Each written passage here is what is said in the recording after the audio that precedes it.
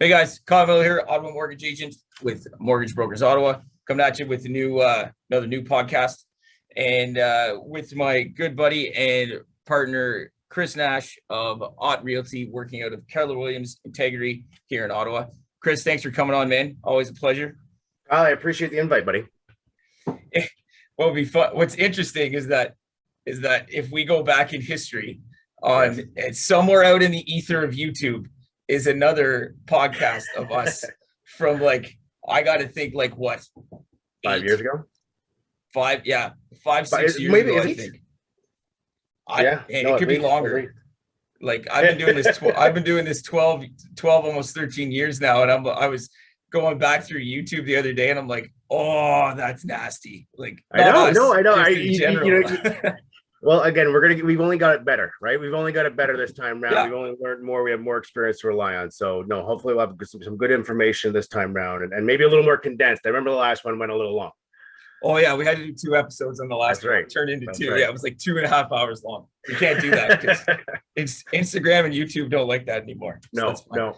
But yeah, topic today. Obviously, it's a huge topic. Everybody touched on it all the time, but we're gonna put our spin on it, which is first time home buyers. You and I, just from our relationship and just our career paths and whatnot, we've worked together a lot, in my opinion, and a lot of that has been through first time buyers. I think, and things we'll probably touch on through the conversation are going to be just first time buyers in this market specifically, which is super interesting, I think. So, but yeah, and I'd love to get your take on that and how it goes, and then we'll just see how this kind of shakes out.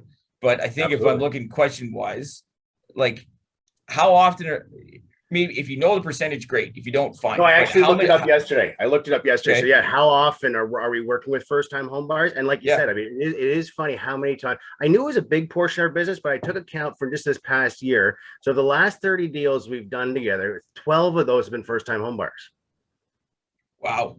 Yeah, it's a large, I had an idea there was a large portion of the business, but 12 of 30, it's a large component of the business. And honestly, I think that's attributed to, again, I'm lucky after so many years that I've got good people I'm working with, such as yourself, such as John Claremont, my inspector, Matt Ebbs, my lawyer, just people that are easy to talk with, easy to get answers from, easy to reach. It makes all the difference, especially for first time home buyers. Yeah, for sure. Now, do you find that is a big deal, like the team, if you will, that you're working with when it comes to the finance and the lawyer and the inspector and all that stuff? Is it a big deal? Yeah, honestly, I think it is. Again, we won't name any clients, obviously, but I'm working with one gentleman right now that has decided to use his own people, and that's great. But we now have conditions coming up Friday, and we still haven't got the answers we need. Whereas, and again, it's all the power to you. If you want to do your own thing, you have every right to.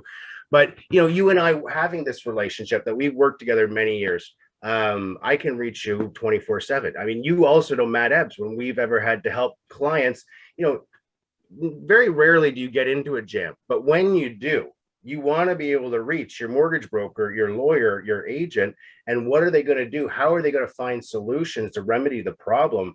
We're tried, tested, and true, and how we got through that, especially the last 18 months. I mean, over 2020, you and I together, and Matt and John, we closed every single deal, and I don't think there's a lot of agents that can say that. Yeah, and we don't want to scare buyers or people, but the honest truth is sometimes things happen. Like I said, vast majority of the time, nothing's going to come up. It's going to be easy peasy, but when it does, you want to be sure you have that team behind you.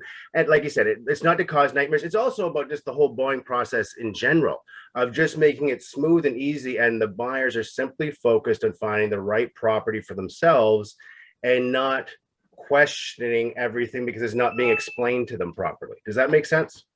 Yeah, 100%. And I think it's another question too, is what's your, I'll have my opinion on this. Sure. But how important for your part of working with first time buyers is the preparation? right? Like Honestly, the preparation part of it. I think that's the biggest challenge first-time home buyers face, is that they're not being properly informed and provided with a clear understanding of the home buying process from like A to Z. Okay. Like for example, my process starts with a Zoom call for 20, 30 minutes. I'm going to meet with my clients. I'm going to better get to know them, what they're looking for in their new home. At the end of that call, we're going to schedule what I call market education, where I take them out with no intention of writing any offers, but just to simply introduce and visit particular neighborhoods. Is we're going to show them everything in the area, including like the schools, the shops nearby. But we're also going to start driving by recently sold homes, so they can start better determining, okay, what is fair market value for the particular style of home I'm looking for? And then they're going to be able to start saying what the difference is between the list price versus the sold price. Does that make sense? Yeah, for sure. And I think I definitely think that's part of my process too, where I think there's probably some brokers out there that'll freak out if I tell them that my first time home buyer session is probably like an hour easily, because I always bring it back to me. And that sounds selfish, but when I bought my first home, I had no idea how I got a mortgage. I wasn't brokering at the time. I have zero clue how they approved me for that mortgage at the time. Like, we rolled in, here's a couple pay stubs, and this, I'm pretty sure, was really dependent on my buddy, because my buddy and I bought a house together. Pretty sure it was more dependent on him, because I was like server and part-time here and part-time there and all kinds of stuff like that. Yep. And it just was like, we just thought it was done.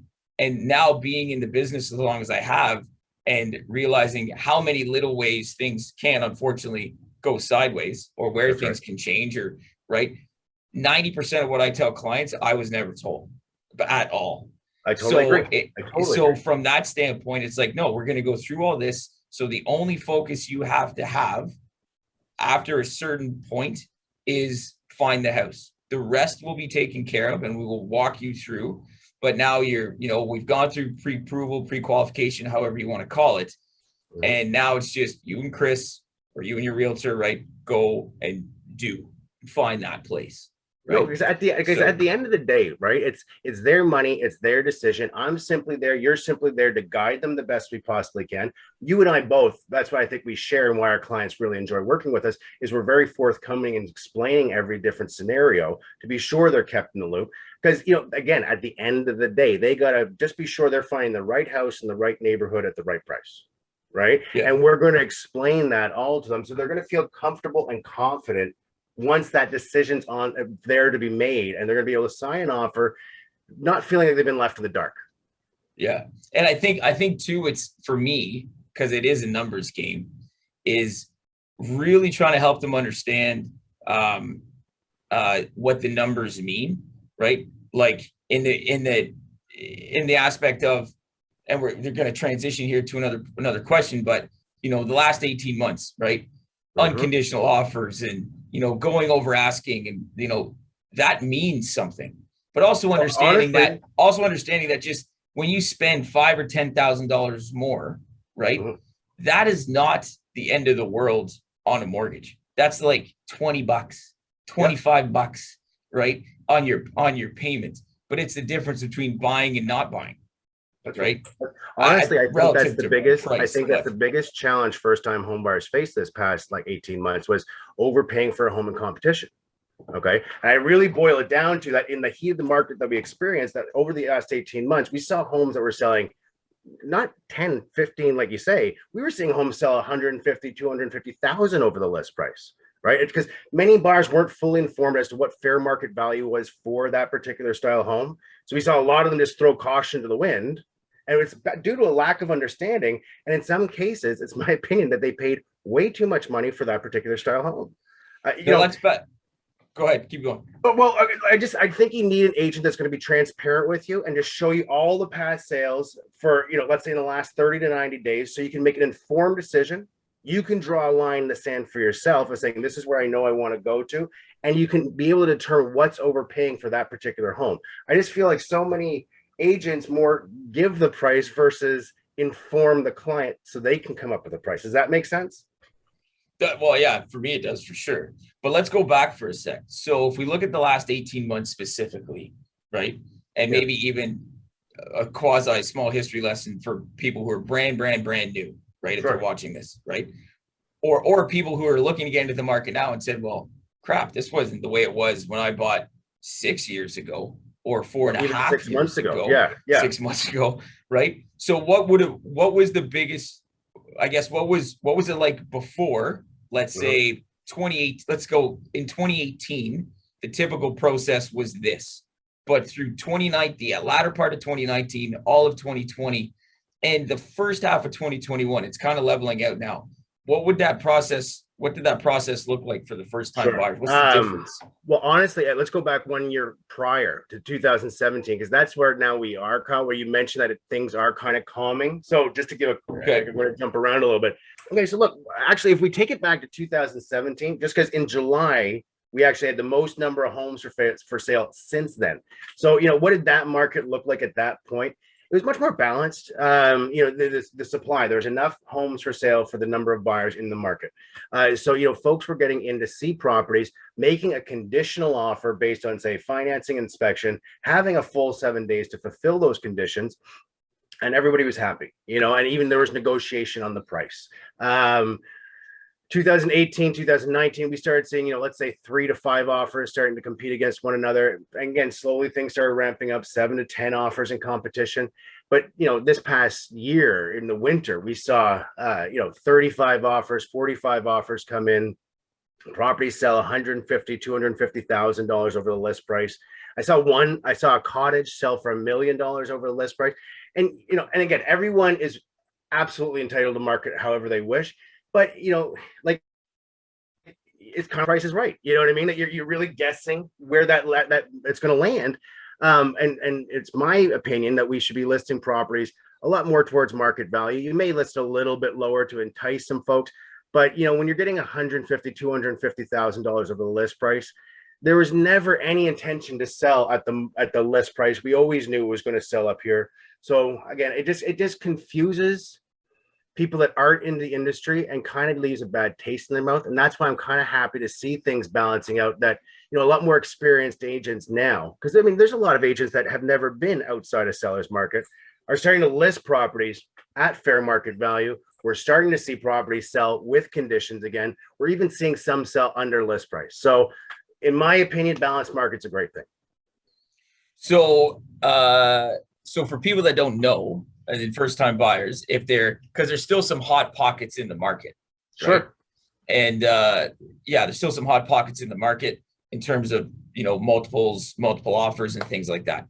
So for a first-time buyer, like what would they expect? Or what expect? It's just, what does that mean to them? Like if they have to go firm and unconditional, like what are the risks? What could be the successes? Like, what are we expecting to explain to them, or what do we want them to know about that?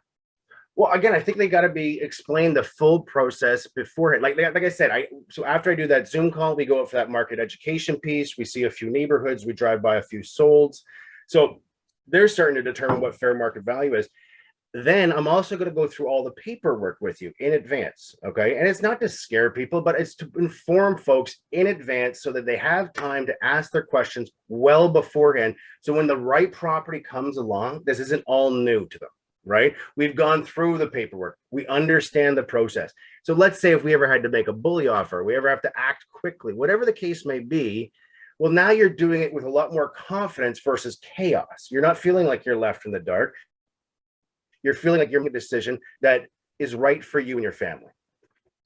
Yeah, because I think the one thing that I don't think anybody really understood, I don't say anybody, but unless it was explained to them properly, right? If you have to go in, and this is the risk I see with first-time buyer, well, not just first-time buyers, it's anybody. It's just more like with a first-time buyer, is you're going in and you're going one over asking. So I always kind of go through the difference between list price and what you're actually going to pay. That's right. Right. That's right. What you're actually going to pay for the place. And then the other thing is that when you go in firm without conditions, right? Like you've bought the house, and I've had people come back and say, okay, we've made an offer on Saturday. It's accepted. Great. So let's get our mortgage done. And if something goes sideways, like when can we back out? And I'm like, that was Friday. You could have backed out on Friday, but your offer was accepted on Saturday, so you're out. Like, well, that's and it. like you say, I mean, this process really needed to be explained in that hot market that we were experiencing, because I mean, it could really leave people susceptible to being burned badly. And again, look, things are cooling, so we're not trying to scare anybody, but you do need an agent that's going to go a little bit above and beyond, has a process, is explaining those things to you. Another one that you can easily reach them. Sometimes, it's a little bit difficult to reach some real estate agents. Like I said at the beginning, you, myself, Matt Ebbs, John Claremont, our little team we've assembled here. I can always reach you guys on the weekend when need be. We could always have something after hours, say at 8, 9 o'clock, because something's come up. Whatever the case may be, we're all on the same page, and we've ironed out a system that's worked pretty well for our clients. And I mean, I think that's highlighted having gone through the pandemic and closed every deal we did together. Whereas you were hearing about some people, putting in firm deals, not getting financing, finding out after the fact, having not done an inspection, that there's one client I knew had $40,000 in footings that they had to replace. I know people with septic beds that had problems because they couldn't get in because it was all frozen over, and just threw, like I say, caution to the wind. I feel like if you were explaining the process just a little bit more clearly, one, at least you could make a more informed decision for yourself. But it's just scary, the decisions some of these folks were having to make within, like, let me back up for a second. We were going into properties, but due to COVID, and we'd only have a 30-minute showing. So sometimes I'd meet you for the first time. We'd go into a property. Let's say we take 20 minutes to actually look at the home itself. But then I'll have prepared all the recently comparable sold properties, and I'll show you the list date, the sold date, the ratio of the list to sold price. So you're clearly seeing what's going on in this neighborhood for the exact same style home in the most recent weeks, so that you're very much in the current market. You're in the know of the current market. I just don't feel that was being done for many folks, and it was just kind of like, well, let's just throw $100,000 at it.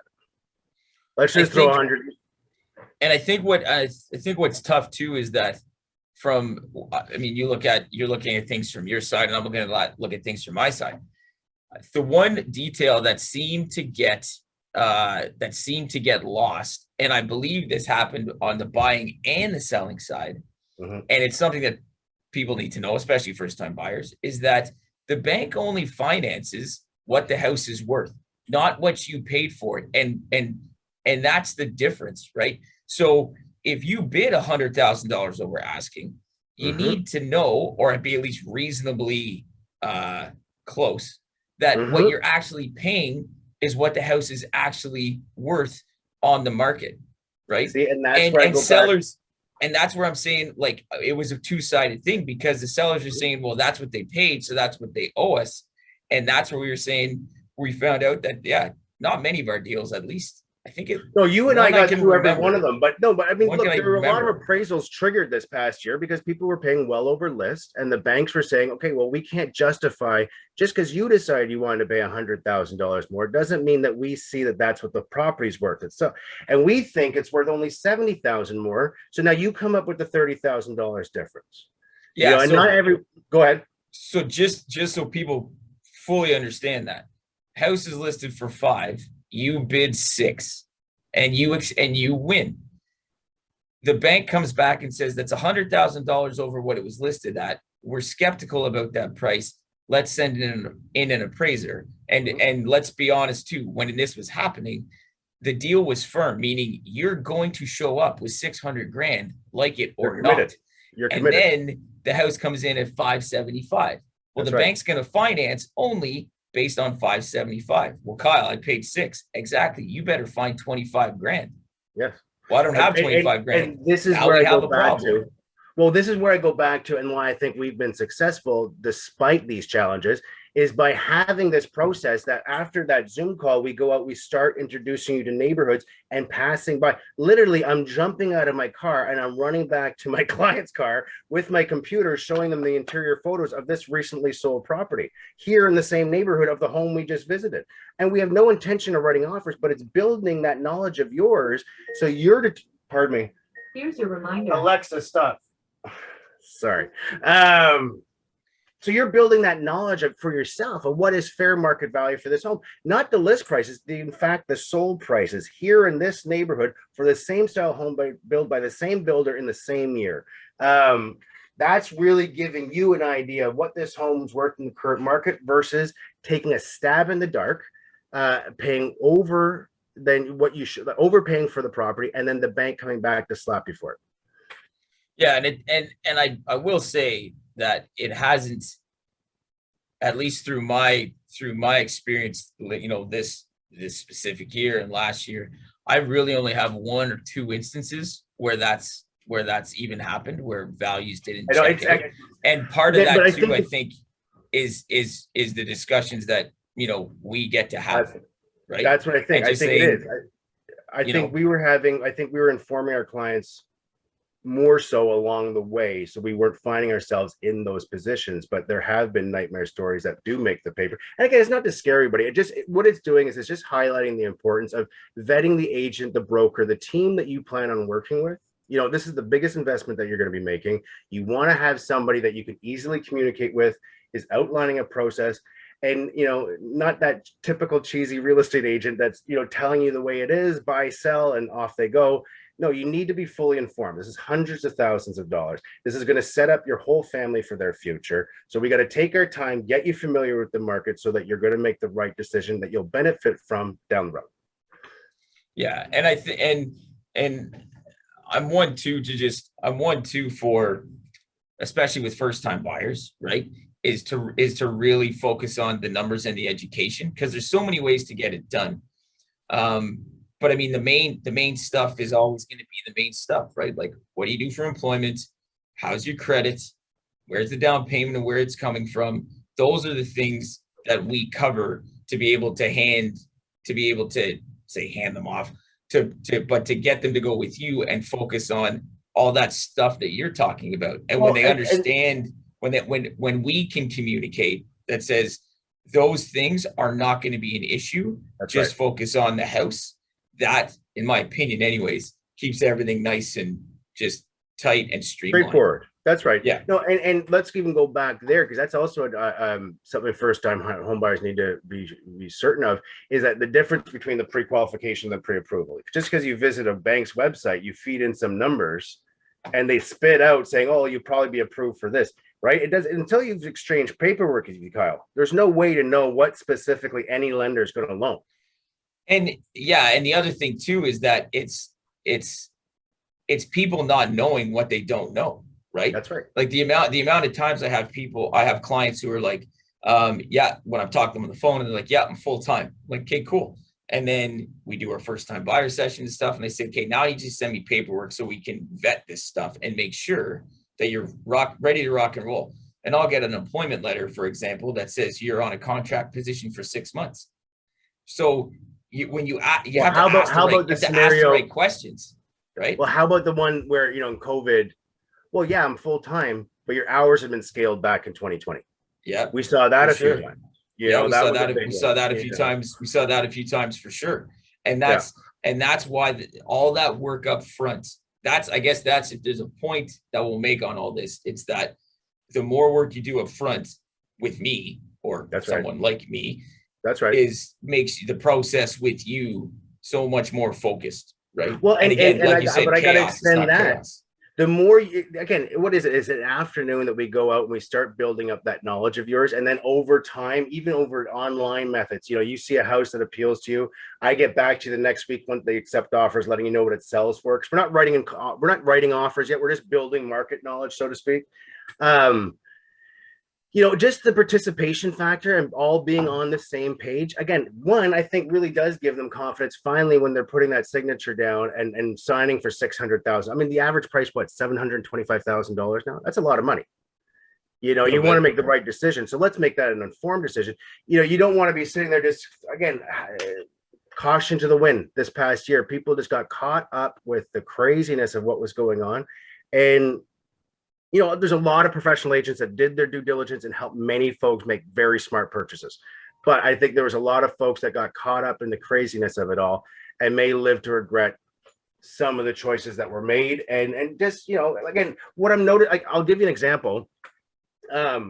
we actually helped out a couple, we'll call them Jack and Jill. We helped out a couple earlier this year that were considering buying a property, a 4-bedroom, around $900,000, built in 1986 out in Orleans, right? And I thought it was too rich a deal. I actually just helped another couple 4 months before buy a very similar property for $200,000 less. Jack and Jill, I remember, originally wanted to be in Overbrook, so I simply mentioned that, and that the newly built semis in Overbrook were still in line with sold prices prior to COVID, i.e. 2019. They were still selling in the same ballpark, not this 35% jump that we saw. And then when I coupled that with the fact that lumber and copper went up quite a bit this past year due to supply, right? That there's no way these builders were going to be able to sell for profit any lower. So therefore, there's more chance for prices to remain stable. Okay. Versus Orleans, if you buy at this 900,000, and I just bought another one for 700,000 3 months earlier, well, that market may fluctuate, and there's not as I can't assure you as certainly that that market's going to hold and that you're going to be able to sell for a profit in the years to come. And with any change in the market, and we're starting to see a slight change in the market. And I know there's a few people that if they tried to sell today would be losing $20,000, $30,000, $40,000. Now, what about some concerns first-time homebuyers will have, or how would you address it when, you know, they want to see a price point, right? Mm-hmm. Like they wanted a certain price point, and it just doesn't exist. Yeah. Like how do you and I don't want to use the word manipulate because that's not right, but how do you take them from here to here without okay, let's call it manipulation. We massaged it because we got to look at, okay, what ultimately are the absolutes? What are the musts in the property that you're looking for? Okay, so we absolutely need 4 bedrooms. We need to have a 2-car garage. We need to have a big lawn because it's COVID and I've got kids and they're going to drive me crazy if they stay in the house all. You know what I'm saying? We need these certain things. Okay. Can you live, instead of being 20 minutes from downtown, how about 40 minutes? I know that's double, but if we can make this all fit in the same package, and now all you're doing is driving just a little bit more, which you're going to become accustomed to quickly, does it make more sense to have the 4 bedrooms, the 2-car garage with the big backyard versus being in a townhome down in Canada? Right? I mean, like, look, I was seeing townhomes, 3-bedroom townhomes sell above 600. And yet, if you were to go to, say, Carlton Place, well, different areas, just further outside the city, you can push that dollar value just a little bit further. But I mean, look, it's scary to say, but you look at Toronto and how far that sprawl went and out to Barrie and whatnot. I don't think we'll reach that far, but these are the issues that come up living in a population of 1 million people, right? We're going to move out further, and it's going to cost more and more money the closer you want to be to the heart of the action. So is compromise a good word that first time buyers are? I mean, it could be any buyer, but that especially the excited first time buyer may have to work with compromise in terms of something. Concessions. And then perhaps there's, instead of buying a brand new home, like not new necessarily brand new, and I'll talk about that, why I would avoid buying a home that was built in the pandemic. But let's say a home built in the last 10 years, and they say they don't want to see properties that are, let's say, 40 years old. But if we can find a really sound property on a nice big lot that was built in the 80s, and we just have to take down some walls, and all the bones are good, but we just have to take down some walls, that might be worth considering. Because if we can make that all happen for the same budget you're really originally intended on spending, and you're checking all the boxes, well, then why don't we explore that option, just see what it looks like? And like I say, not that you just have to do it all in your dime and it's a guess. Let me go bring you some properties in the neighborhood that have been recently renovated. Let's see what that looks like. And is this something you think that, you would be happy living in? And if that's the case, well, maybe we can do that for you. Yeah. And I think, and that's the other thing too, is that and again, it comes back to just having the open discussions and having the relationships and your team, right, if you will, because there's so much, there is so much stuff to cover. I mean, we haven't talked about it, and we might maybe more detail, but the fact that you can get renovations put into your mortgage from day one. So that compromise of, well, I want everything new, but it costs too much, versus, we can get, this over here for less, but it's ugly, but I can help you with the lipstick on it. I can help you with some of those. I can help you with some of those equity points and building value. There's programs for that, right? Now I try to cover that, but again, it depends on the situation. We've done that a few times with our clients. If you want to drop a wall so you have that open concept kitchen, you got to put in a beam and maybe new cabinetry, we can do this. This can all be done right from day one, and it's going to be wrapped up into a mortgage over 25 years. So it's a very minimal payment. But at the end of the day, if it's getting you the home that you're looking for versus being in a home that doesn't fit your money, well, then these are the concessions that we have to consider. Yeah, for sure. And again, all that, there's so much of that. Again, it's all the numbers and having doing that prep work before, right? I think that's the biggest thing, is doing that prep work before. Well, and the other thing that you touched on is and again, I overemphasize, it really is the relationship that you're going to have with this team. You got to feel you can trust the agent and the mortgage broker, whatever the case. Like, you got to walk into a house and be able to trust that agent's informing you about everything they know about the property, even informing you when not to buy that particular home. Does that make sense? Oh, for sure. Right? Like that Jack and Jill example. Basically, I was saying, I don't agree with you buying this $900,000 property, and I think you'd be wiser spending the money over here.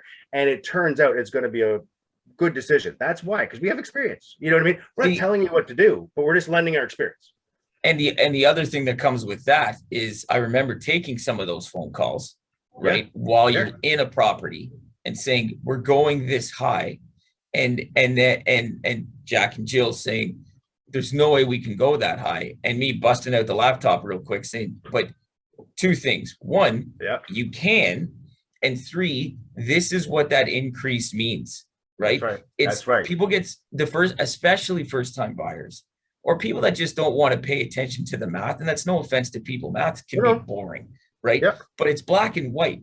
And when we do the math and you say, hey, if you jump by 10 grand or 20 grand or 50 grand, right?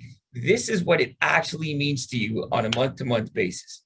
It's only going to increase your down payment and closing costs by whatever, 1% or $3,000 overall. And your payment goes up by 50, 100, 150. Well, we can swing that. So I know you can swing that, but you have to feel that. You have to know that, right? If you just guesstimate the average rates right now, an extra 50,000 would be what? Another 250 a month? No, not even. Not even, right? So I mean, I think that's what we do well. And like you said, not that everyone wants to go through all the arithmetic. That's our job. We're getting paid to do that on the 9 to 5. They focus on other things with their job on 9 to 5. Mm-hmm. When we meet, it's simply, I lay down a summary of all the research, and this is how I break it down. And I think you and I are pretty effective communicators in breaking it down to basics, very easy to understand, and are easily approachable with questions that, you want to be able to.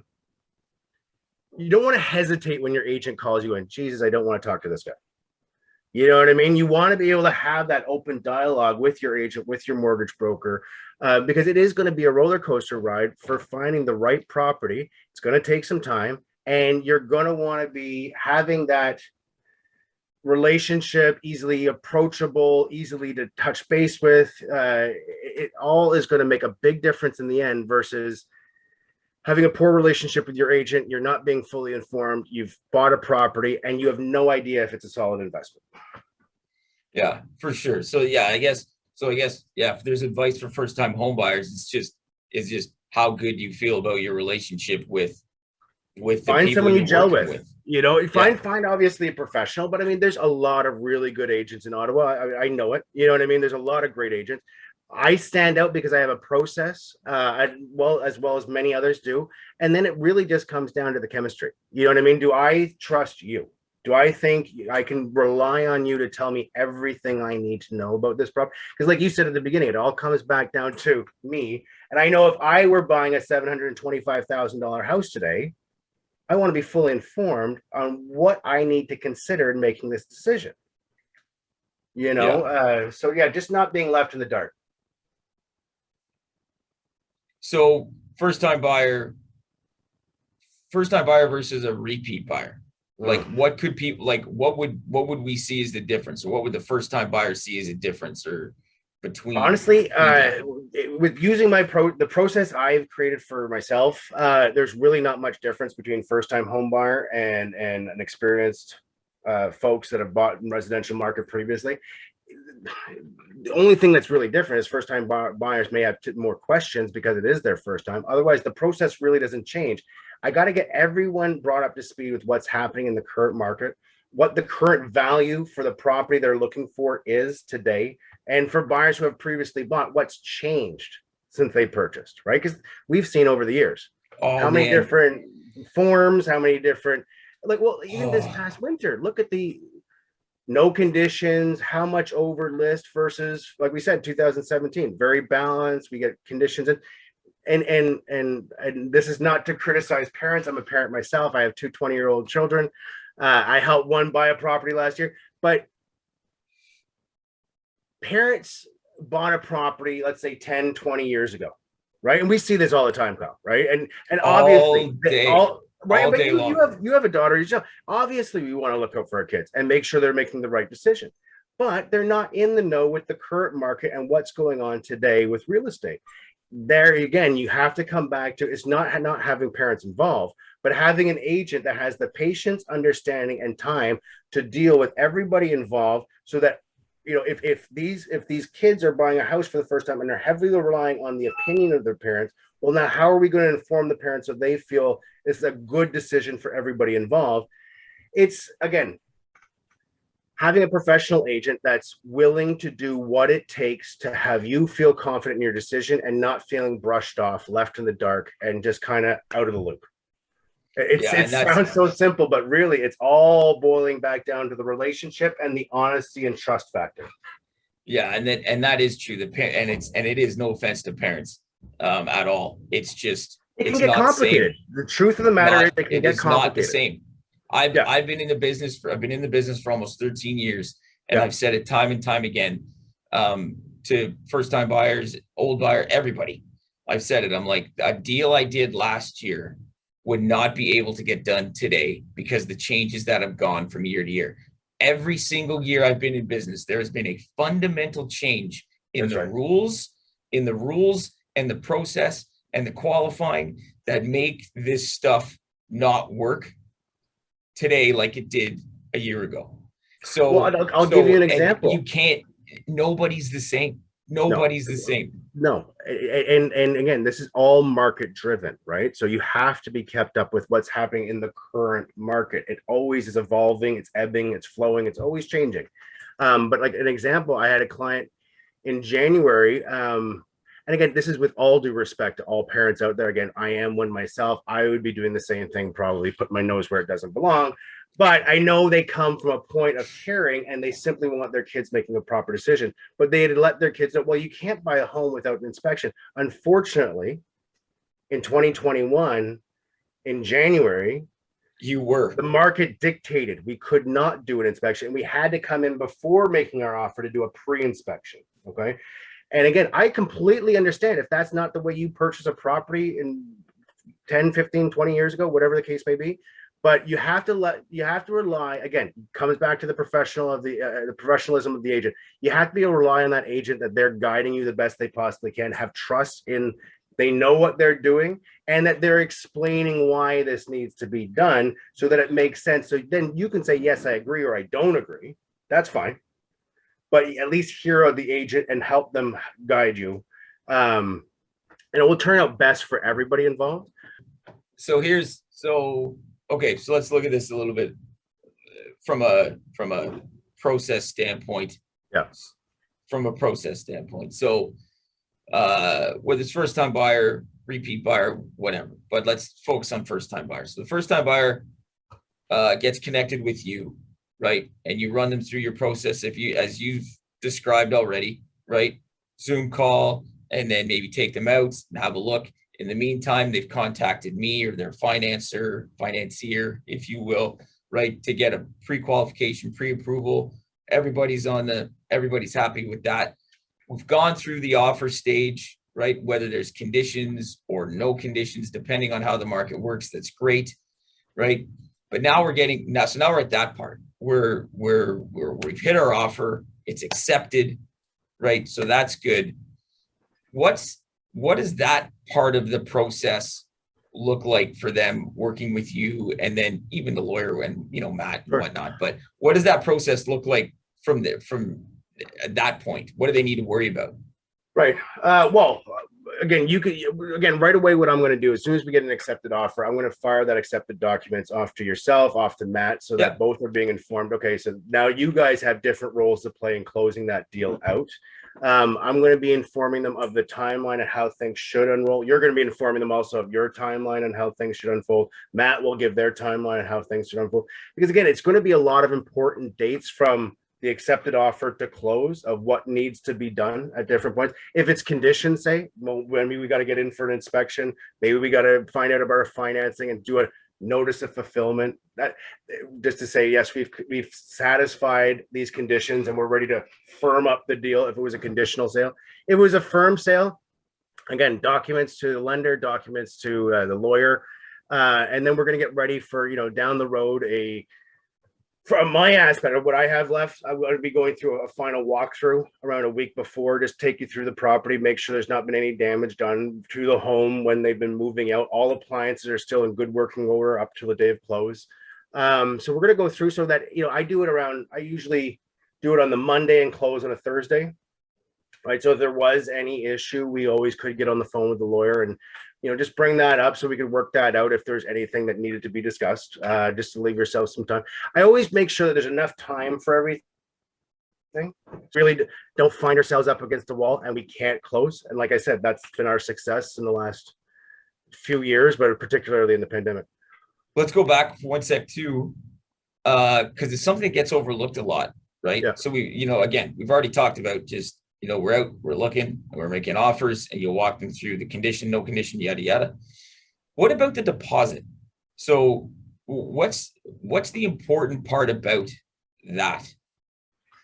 The important part, basically, look, you have to deliver it within 24 hours of an accepted offer. Okay, so because you need to get specific. You need a deposit to make the transaction legal, don't you?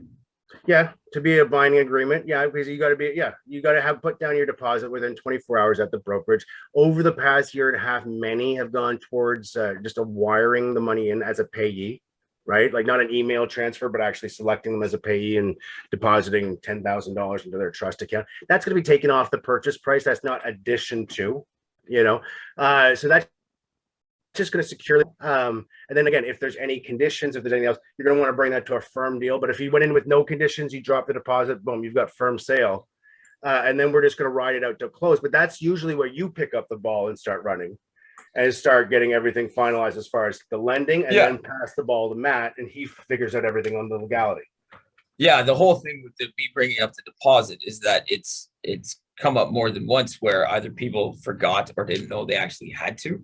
So cash wasn't available. They hadn't taken money out of withdrawing yet, or they'll take it from a different source like a credit card or a line of credit, which you're not supposed to do. No, it gets a little messy. So it's just knowing that you need to have cash available, ready to put down on this. And so sure. Like, so cash to have available is going to be that deposit. Well, how much is it? It's going to be 1.5%, typically 2%, 1.5%, 2.5% of purchase price. Purchase price.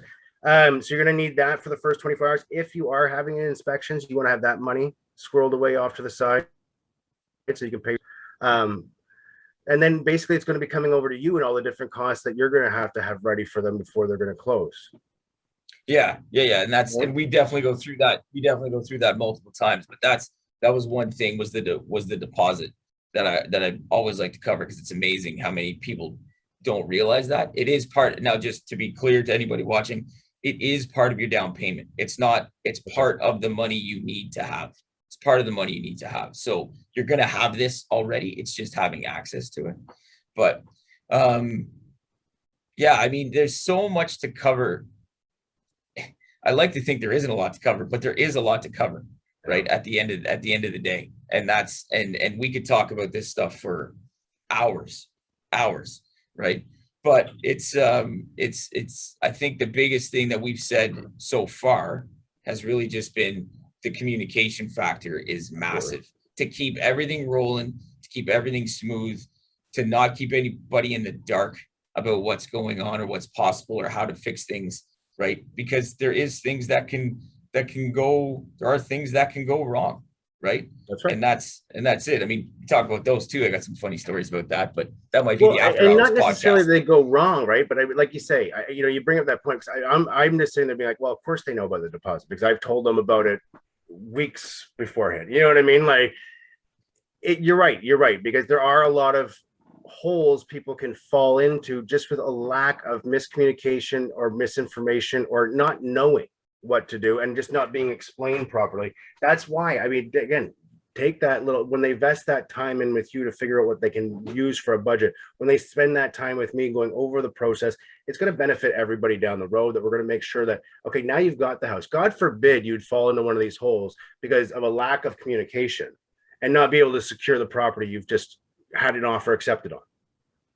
At least if you know what to be prepared for, well, now we have a lot less chance of stumbling over the finish line and we can get this done clean and you're happy and you're more just focused on being happy you bought your new home and what you're going to do with it in the renovations or the furniture, say, and not, concerned that you're not going to be able to close on the property and everything's going to fall apart. Yeah. And I think I think the key there too, because this goes in for people selling and agents selling as well, is the deal's not done till it's done, unfortunately, right? Mm-hmm. I don't care what anybody says, because there's somebody who will reach out here and go, no way, once I get to this point, there's no way it can't close. And I don't believe that because I've seen it. I've seen it happen, right? An example, again, coming back to what you just said about understanding how to not make the deal fall apart, right? And being open in communication. If you buy a house and you get a firm offer and you go and change your situation, you quit your job, you go buy a new car, right. you tank your credit, like you put all those appliances on credit. That's right. The bank can find out and the bank can actually stop you from doing this. Right? They can actually stop you from they can not fund the deal. Yeah, but Kyle, I've already went firm. No, I know. Right. I know. And again, having that chat and understanding that and how to ride this process out to the end is super important. Well, and again, one thing, again, it's not to scare people, but maybe be weary of the agent that's going to just say, yeah, let's go, and never bring up paperwork, never bring up a process, never outline how this is going to all unfold. You know what I'm saying? Because if they're just kind of flying by the seat of their pants, going in, showing you the property and just having conversation about the hockey game last night and then saying, okay, I'll see you later. Well, you know what I mean? I just don't know if you're in the best hands. That's okay. Yeah. If you get three things you're going to tell, you want maybe first time buyers. Yeah. First time buyers. Three things you want first time home buyers to really focus on or understand or think about. I guess the first three things they need first-time home buyers to focus on: they're pre-approval, determining a budget, so that we're not looking at properties that are either they can afford more, so maybe they can get a little more off their checklist, or we're looking a little bit above what the budget can buy. Next, interview a few agents, meet with a few different agents, and see what their process is, who you best gel with, who you feel you can have that relationship with, because, like I say, it is going to be a bit of a roller coaster ride. And then, just being open to the process and being in touch with your agent, with your lender, and just taking your time. Don't feel rushed. The fun part about real estate, there's always a new property hitting the market tomorrow. No, that's where we can end it off those three. So, okay. And I'll, that'll be fun. So, okay. Anyways, that's perfect. That's what we needed to know. I know you and I could chat a long time about a whole bunch of stuff. So we can, we'll cap this here, but really appreciate the time on this, Chris. So it's Chris Nash, OTT, so Ott Realty, working at a Keller Williams Integrity. And we're going to have all his information there. So you can reach out to him if you've got any questions. Me again, Kyle Miller, Auto Mortgage Agent, Mortgage Brokers Ottawa. Really appreciate you guys watching. Any questions? We're here to help. Reach out. All the best. Thanks, Kyle. Take care, everybody.